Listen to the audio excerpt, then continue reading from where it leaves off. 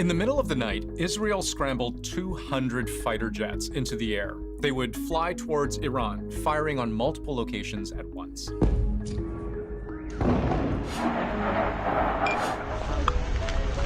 The first explosions were reported in Tehran, the capital, around 3:30 in the morning local time. The IDF has confirmed Israel has hit nuclear targets. But the most dramatic phase of the attack would take place a little over 200 kilometers south, where the strike value and the risk, if things go wrong, are both incredibly high. This is where Iran enriches uranium, which is either for producing nuclear power or a nuclear bomb.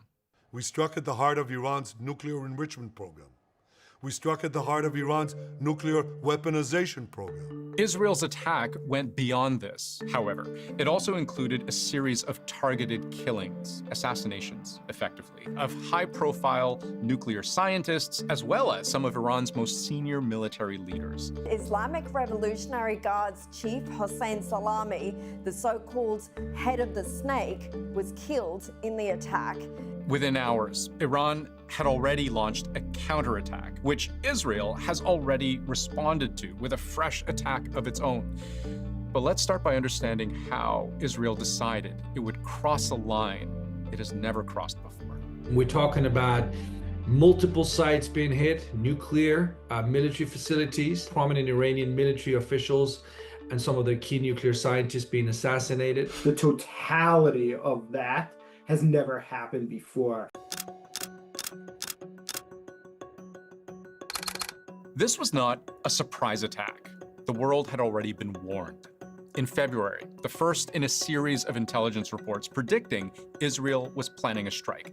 Then in May, just a few weeks ago, new intelligence underscoring the potential target, Iran's nuclear program. Something that even then might have felt like bad timing.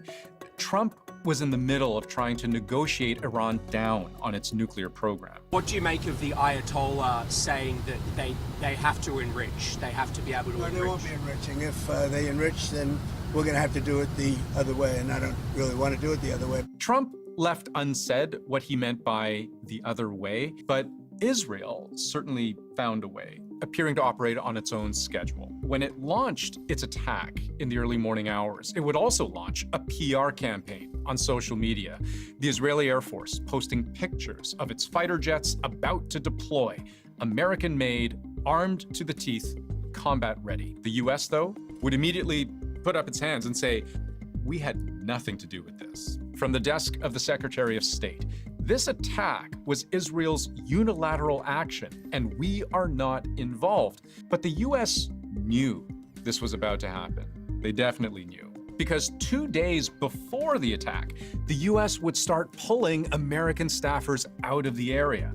Non-essential personnel invited to fly back to home soil, paid for by the government. Well, they are being moved out because it could be a dangerous place, and we'll see what happens. Then, a day later, now 1 day before Israel's attack, a bombshell from the UN's nuclear watchdog. It passed a resolution accusing Iran of failing to comply with nuclear safeguards, failing to cooperate with inspectors, and failing to credibly account for uranium it wasn't supposed to have. The IAEA resolution was kind of the diplomatic side of the same coin of Israel's military operations. The IAEA said that for the first time in over 20 years, Iran is not in compliance with its non-proliferation agreement. So this time around, they said if you put more resolutions against Iran, which they call politically motivated, then what Iran will do is to simply just go ahead and expand its nuclear program even more. Israel has long argued that Iran obtaining a nuclear bomb represents an existential threat.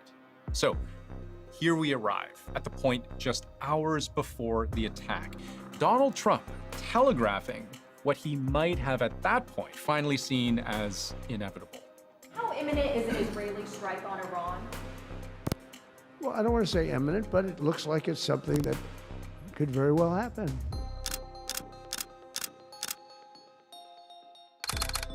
We can think of Israel's strike as being made up of three distinct parts. First, an attack on Iran's military capability. its capacity to attack and defend itself, even its ability to sense incoming threats.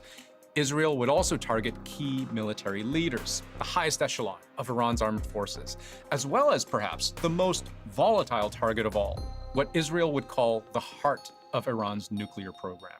We'll start on the most conventional level, an attempt to hobble Iran's fighting force itself. Israel's Air Force would post this in the early hours after the initial strike, intended targets of an aerial attack on the western part of the country. These are all surface-to-air missile launchers, destroyed in numbers we can't independently verify, but which the IAF claims numbers in the dozens, if you include radar stations, which were also destroyed. To achieve this, Israel says it relied on 200 fighter jets. That's most of its aerial combat fleet, footage of which it was also quick to post online, showcasing F-15s, F-16s, and F-35s. That is a supersonic stealth fighter, what the industry calls a force multiplier, because of its ability not just to fight, but also to gather intelligence, even carry out electronic warfare. 200 fighter jets for a country the size of Israel is quite significant. It's going to be a large part of, frankly, their inventory and of their capabilities. Not all of Israel's fighting force was dedicated to destroying infrastructure, though. The mission also appears to have targeted very specific people. Hossein Salami is the commander-in-chief of the Islamic Revolutionary Guard Corps. That's a branch of Iran's military, but it's more than just soldiers. It has business interests, political influence, and controls Iran's missile program. Gholam Ali Rashid, deputy commander-in-chief of the armed forces and commander of Iran's central headquarters, tasked with planning and coordinating joint military operations. Mohammad Bagheri, the armed forces chief of staff, the highest-ranking military officer in the country, overseeing all branches of Iran's military. All three are now dead, according to Israel. A claim which, again, we can't independently verify, and which, I think I should point out, I have seen conflicting reports about, citing Iranian state media. But this is the claim Israel's Air Force posted online. Photos of all three men with the Hebrew word for eliminated written above their heads. Those are three incredibly high-level targets. And so their elimination is going to make it really, really challenging. Think about it this way. The problem in terms of Iranian response was already going to be challenged because of how Israel went after the ballistic missiles. But you've also eliminated the very people who were supposed to be in the room making the decision about how to respond. The third prong of Israel's attack was something it has resisted targeting overtly with bombs and missiles until now. That's Iran's nuclear program. Israel, and certainly this Prime Minister Netanyahu, who's been wanting to do this for many, many years. And President Trump is the first U.S. president to allow him to do these kinds of strikes on Iran's nuclear facilities. The key target, the Natanz nuclear facility south of Tehran, the primary facility where Iran enriches uranium in thousands of centrifuges, which produce the core explosive material required to make a nuclear bomb. This is what Israel and much of the Western world have long insisted Iran is trying to do. And if not stopped, Iran could produce a nuclear weapon in a very short time. It could be a year, it could be within a few months, less than a year. This is a clear and present danger to Israel's very survival. But I should also note, Iran has long disputed this claim and continues to insist its nuclear development is strictly for things like energy and research. All the same, the UN has confirmed Natanz was hit. What's much less clear is how hard. Israel claims it was able to damage the facility and attack its ability to function at all. But Natanz is also heavily fortified, its key infrastructure deep underground.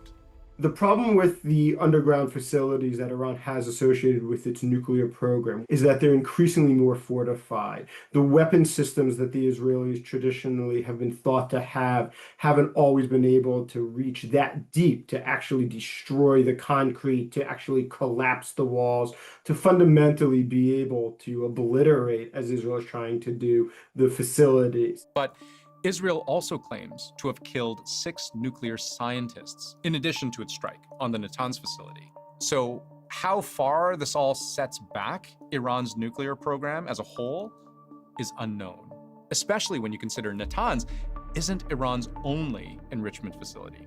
What you might actually end up doing is having the opposite of the intended effect, which is that by attacking Iranian nuclear facilities, you convince Iran that the only way to prevent further attacks on its territory is to actually move towards the ultimate deterrent, which is the development of a nuclear weapon.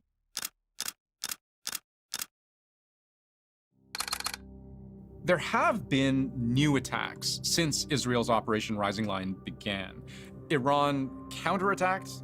Israel's military says Iran has fired around 100 drones towards its territory. Israel says explosions over its territory are both from interceptions and from impacts. And there are now multiple reports of fresh Israeli attacks on other Iranian cities. Iranian state media says Israel has launched new strikes on the country this morning. What this amounts to is a dramatic escalation in what has, for decades, held more steadily as a proxy war between these two countries.